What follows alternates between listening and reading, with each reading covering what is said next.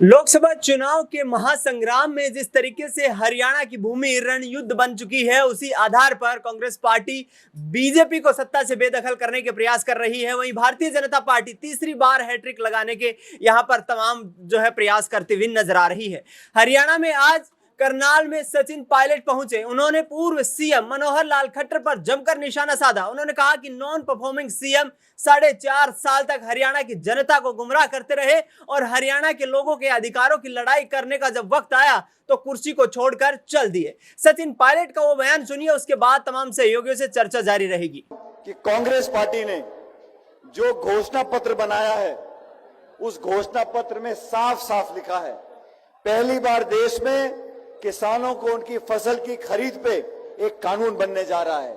यहां मंडी में हम खड़े हैं, जो बिचौलिए हैं, काला बाजारी करने वाले लोग हैं, उन पर अंकुश लगाने के लिए 10 साल से इस केंद्र की सरकार और हरियाणा की सरकार ने कुछ नहीं किया। पहली बार देश में कांग्रेस पार्टी ने घोषणा करी है कि जो एमएसपी होगा, न्यूनतम समर्थन मूल्य, उसके लिए कानून बनेगा ताकि किसान को फसल का पूरा पैसा मिले। ये घोषणा कांग्रेस पार्टी ने करी है। हम लोगों ने कहा, देश में जो सबसे गरीब परिवार है, प्रत्येक परिवार को सालाना 1 लाख रुपए की आर्थिक मदद हम लोग देंगे, उनके खाते में पैसा पहुंचेगा। इस देश की सरकार ने चंद लोगों के लाखों करोड़ कर्जा माफ कर दिए। 16 लाख करोड़ रुपया चंद उद्योगपतियों के कर्जे माफ कर दिए।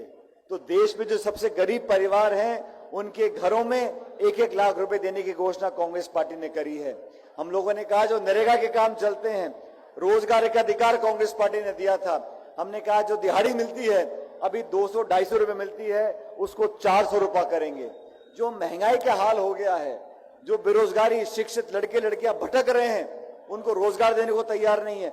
30 लाख पद खाली पड़े भारत सरकार के, उन 30 लाख। तो सुना आपने, सचिन पायलट ये कहते नजर आ रहे हैं कि हरियाणा जो हरित प्रदेश था, उसको गरीबी में ढकेलने का काम यहां भारतीय जनता पार्टी ने पिछले 9.5 साल में किया है। और अब मनोहर लाल खट्टर जो कुछ भी नहीं कर पाए, उनको सत्ता से उखाड़ फेंका है और एक ऐसे सीएम को लाकर खड़ा कर दिया है जो कि कहीं ना कहीं हरियाणा में अपनी तमाम फॉर्मेलिटीज को पूरा करते हुए नजर आ रहे हैं। तमाम सहयोगी मेरे साथ मौजूद है, प्रांशी मौजूद है, इनसे सवाल लेंगे कि किस तरीके से हरियाणा में आगामी वक्त में सत्ता यहां से परिवर्तित होती हुई नजर आ सकती है। क्या कांग्रेस पार्टी विपक्षी दलों के साथ सरकार बना सकती है? प्रांशी, क्या लगता है, हुड्डा दुष्यंत चौटाला मिलकर कोई बड़ा खेल कर पाएंगे?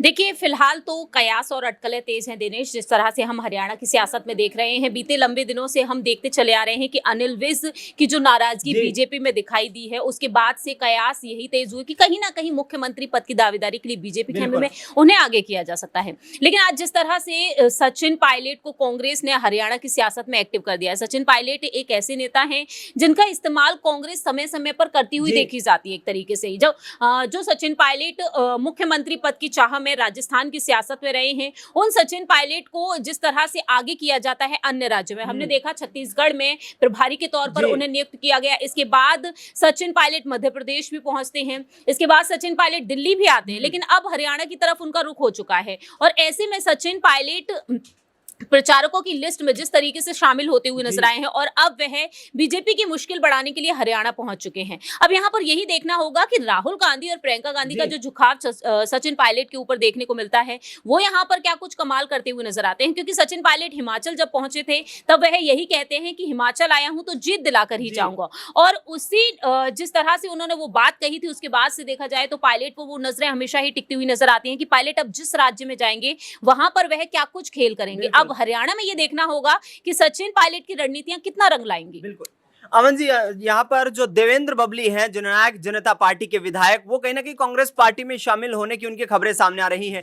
क्या जो हुड्डा और दुष्यंत चौटाला का मिशन है कि हरियाणा में बीजेपी का सत्ता तख्तापलट किया जाए, क्या वो संभव हो पाएगा? और क्या यहाँ पर जननायक जनता पार्टी कमजोर होती नजर आ रही है? देखिए दिनेश जी, बिल्कुल जाहिर सी बात है। अगर हम जेजेपी की बात करें तो लगातार 3-4 विधायक उनके बीजेपी के संपर्क में बताए जाते हैं। वहीं जिस तरह देवेंद्र बबली का नाम निकलकर सामने आया कि वो कांग्रेस के साथ में जा सकते हैं, तो आप ये मानकर चलिए कि यहाँ से जेजेपी लगातार कमजोर हो रही है, क्योंकि 4.5 साल तक तो आप बीजेपी के साथ रहते हैं, लेकिन जैसे ही चुनाव का वक्त नजदीक आता है आप कहते हैं कि भाई अब बस बहुत हो गया, हम अलग होते हैं, आप अलग हो जाइए। इसी बात को लेकर कांग्रेस पार्टी लगातार यही बात कह रही है कि भाई आप लगातार एक साथ चल रहे थे, अचानक चुनावों के दौरान या चुनावों के आसपास आपने ये फैसला जो किया है ये इसी मकसद से किया है ताकि आपको जनता की नाराजगी का सामना ना करना पड़े और आप ये बता पाएं कि देखिए हमारे रास्ते अलग हो गए और एक दूसरे के ऊपर दोष लगाते हुए नजर आए। तो ऐसे तमाम सारे मुद्दे हैं जो कहीं ना कहीं जेजेपी के लिए मुश्किलात में जरूर कहा जाएगा कि उनकी पार्टी है, क्योंकि यहाँ पर बीजेपी की नजरें भी लगातार जेजेपी के ऊपर लगी हुई है कि उनके 3-4 विधायक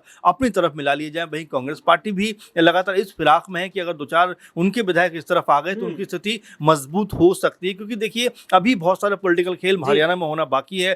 फ्लोर टेस्ट हो सकता है, अभी बहुत सारे लोगों का जो समर्थन है वो यहाँ से वहां जा सकता है, यानी कि अभी जो लोकसभा चुनाव के बाद ऐसा लगता है कि कोई बड़ा रंग जो है यहाँ पर वो बदलता हुआ नजर आ सकता है हरियाणा की सरजमी पे, क्योंकि आपने शुरुआत में ही कहा था कि ये हरित प्रदेश था, इसको कृषि के ऊपर डिपेंड वाला राज्य कहा जाता था, लेकिन जिस तरह से किसानों की अनदेखी की गई आपने देखा कि तमाम जो नेता हैं जा रहे हैं तमाम गाँव में, उनको वहां से भगाया जा रहा है। तो आप समझ सकते हैं कि इस तरह किसानों में नाराजगी है। अभी भी एमएसपी से लेकर तमाम सारे मुद्दे ऐसे हैं जो जस के तस हैं। तो आप ये मानकर चलिए कि यहाँ पर दुष्यंत चौटाला के लिए मुश्किलें बढ़ने वाली हैं, साथ में बीजेपी के लिए भी मुश्किलें बढ़ने वाली हैं, क्योंकि कांग्रेस पार्टी ऐसा लगता है दिनेश जी की बहुत समय के बाद अपने आप को सक्रिय किए हुए, एक्टिव किए हुए, क्योंकि हर एक कह सकते हैं विधायक के ऊपर नजरें आपने देखा कि जैसे ही 3 विधायक बीजेपी से अलग होते हैं तुरंत कांग्रेस पार्टी को समर्थन कर देते हैं। तो यानी कि जो रणनीति बनाने का तरीका है वो शायद कांग्रेस पार्टी का बेहतर होता हुआ नजर आ रहा है, और ऐसा हो सकता है कि हरियाणा में एक बार फिर तख्ता पलट हो सत्ता का और यहाँ पर कांग्रेस पार्टी काबिज होती हुई नजर आए। प्रांशु, जिस तरीके से 25 मई को हरियाणा में 10 सीटों पर चुनाव होने वाले हैं, सचिन पायलट की एक्टिवनेस, सचिन पायलट जिस तरीके से सक्रिय हुए हैं, क्या यहाँ पर भारतीय जनता पार्टी के लिए अब और भी मुश्किलें बढ़ती नजर आएंगी? क्या कांग्रेस पार्टी ने एक पूरा चक्रव्यूह रच लिया है बीजेपी को फंसाने के लिए? देखिए सचिन पायलट जिस तरह से अब हरियाणा पहुंचे हैं, इससे पहले जिक्र कर लिया जाए राजस्थान की सियासत के बारे में। राजस्थान में 25 लोकसभा सीटें जो बीजेपी के कब्जे में रही हैं एक वक्त, और इस बार ये कहा गया है कि 25 की 25 लोकसभा सीटों पर कांग्रेस पूरी तरीके से कोशिश करेगी कब्जा करने की। और ऐसे में सचिन पायलट की बातें कहीं ना कहीं मानी गई हैं, क्योंकि राजस्थान में जब हार का सामना किया कांग्रेस ने विधानसभा चुनाव में, तब हार का ठीकरा अशोक गहलोत के सिर पर फोड़ा गया था। यह तक कहा गया कि राहुल गांधी उनसे नाराज तक हो गए हैं। लेकिन इसके बाद से यहाँ पर कांग्रेस ने अपनी रणनीतियों में बदलाव किया। सचिन पायलट पर जो मेहरबानी देखने को मिली, यहाँ पर यही सामने आया कि जो फैसले लिए जाएंगे वो पायलट के साथ बैठकर लिए जाएंगे। पायलट के जो समर्थक रहे, जो युवा नेताओं को वह मौका देना चाहते थे, उनको मौका दिया गया, और सचिन पायलट के कहने पर ही यहाँ पर टिकट का बंटवारा तक हुआ था। और ऐसे में अब सचिन पायलट को हरियाणा में भी एक्टिव किया गया है।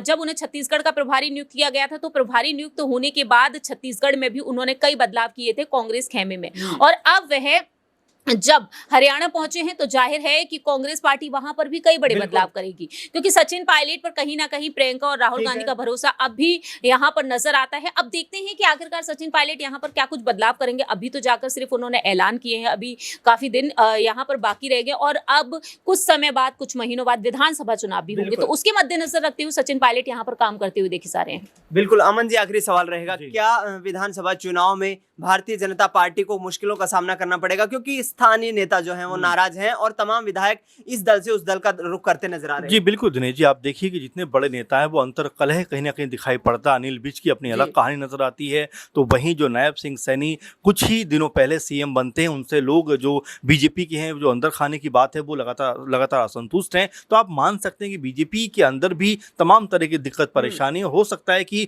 विधानसभा चुनाव से पहले कोई बड़ा खेल होता हुआ दिखाई पड़े, क्योंकि नायब सिंह सैनी को सीएम बनाए जाने को लेकर ना तो अनिल विज खुश है, ना बाकी नेता खुश हैं, और यहाँ पर लगातार आपस में जो कह सकते हैं मतभेद हैं वो भी उभर के सामने आ रहे हैं, क्योंकि तमाम लोग जो हैं वो कांग्रेस पार्टी का रुख करते हुए दिखाई पड़ रहे हैं। बीते दिनों हमने देखा कि बहुत सारे नेता जो थे वो कांग्रेस पार्टी में शामिल हो गए बीजेपी के। तो ये आप मानकर चलिए कि विधानसभा चुनाव से पहले यहाँ पर कांग्रेस पार्टी कोई बड़ा खेल करती हुई नजर आ सकती है, क्योंकि भूपेंद्र हुड्डा बहुत एक्टिव नजर आते हैं। इसके अलावा जो कांग्रेस पार्टी के बाकी नेता हैं उनके अंदर भी काफी अच्छा तालमेल दिखाई दे रहा है, चाहे शैलजा हो या फिर और बाकी नेताओं की एक जो जो तालमेल का अभाव था वो शायद अब खत्म होता हुआ दिखाई पड़ता है, और अगर ऐसा होता है तो यहाँ पर बीजेपी को तमाम मुश्किलों का सामना करना पड़ेगा। बिल्कुल, यहाँ पर भारतीय जनता पार्टी के लिए रास्ता आसान नहीं होने वाला है, क्योंकि हरियाणा में किसानों का मुद्दा एक इतना बड़ा मुद्दा है, जहां पर पूर्व मुख्यमंत्री यह मनोहर लाल खट्टर की बात कर ली जाए, या फिर तमाम उन केंद्रीय मंत्रियों की, या फिर राज्य सरकार के मंत्रियों की, जिनको लगातार गांव में जाने से घुसने से रोका जा रहा है और किसानों का भारी विरोध वहां पर दिखाई दे रहा है। सिरसा की बात करें तो कुमारी सैलजा वहां से कांग्रेस पार्टी के लिए चुनाव लड़ती नजर आ रही है। भारतीय जनता पार्टी ने अशोक तंवर को मैदान में उतारा है, लेकिन जो मामला है वो बीजेपी के लिए काफी चुनौतीपूर्ण बना हुआ है। तमाम विपक्षी दल यहां पर भारतीय जनता पार्टी को उस चक्रव्यूह में फंसाना चाहते हैं और हरियाणा की सत्ता में पलटवार करने के लिए तमाम हथकंडे अपनाए जा रहे हैं। फिलहाल न्यूज रूम से इस खास कार्यक्रम में इतना ही। देश दुनिया की तमाम बड़ी खबरों के लिए आप देखते रहिए SPN9 न्यूज।